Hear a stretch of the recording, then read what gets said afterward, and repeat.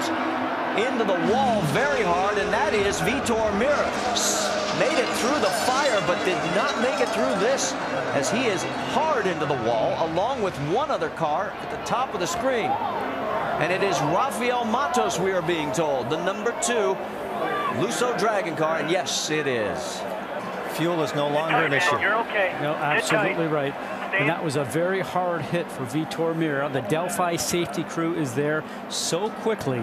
They know exactly the history of all the drivers here that are in the race cars this weekend, and they get to the car that has the most damage first, which was Vitor Meira.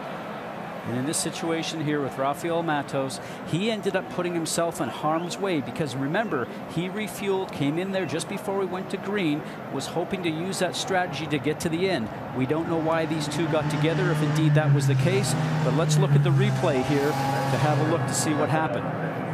Down the front stretch, turn 1, Matos probably trying to get around the outside of him, and they just both touch. Oh, that's a huge hit, Eddie. Yeah, no, that's terrible. In fact, this is what happens at the end of the race. I have never seen a car like Vitor Meira's do that, and he is incredibly lucky that it's not the other way. And right now, he is going along looking and saying, I can't believe this. What's going to happen next? Because you're going backwards, and you don't know what's happening. Now, Raphael Matos is on your high side. He thinks he's going to try and go around the outside, but realistically, Eddie, he had nowhere to go. He had not been up beside Vitor Meira. Vitor is just running the correct line going into the turn. That was a pass that, with a bit more of experience with Raphael, he probably would have done that differently next time around. And he definitely would not do that in practice. That was just too risky. All right, then, as you can see, the Delphi safety crew taking their time to make sure everything is A-OK with both of these drivers, as we are under our 8th caution here at the Indianapolis Motor Speedway.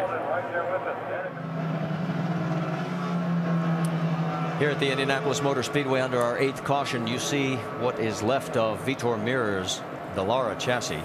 And as we take another look at what happened, we can tell you we have word that Vitor was alert but complaining of pain. We don't know exactly where, and this was wicked.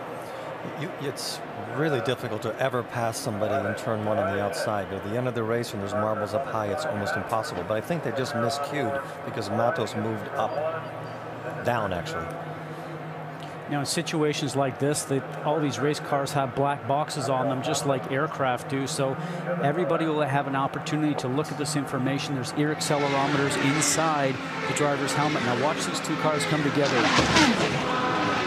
Just a vicious impact. But all that information in the black box has already been downloaded into the medical center here, so the doctors in there, Dr. Trammell, Dr. Scheid, will know exactly the impact level on this crash. What you've got to explain here is that these cars are made out of some very exotic materials, and all of that energy gets absorbed in that front nose box.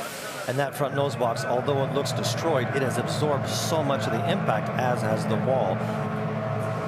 And the safer barrier has some repair work needed to be done, and it's going to take a few minutes of that. So we are going to squeeze in another commercial break so that we will be able, when we do go back to green flag racing, go the distance with you.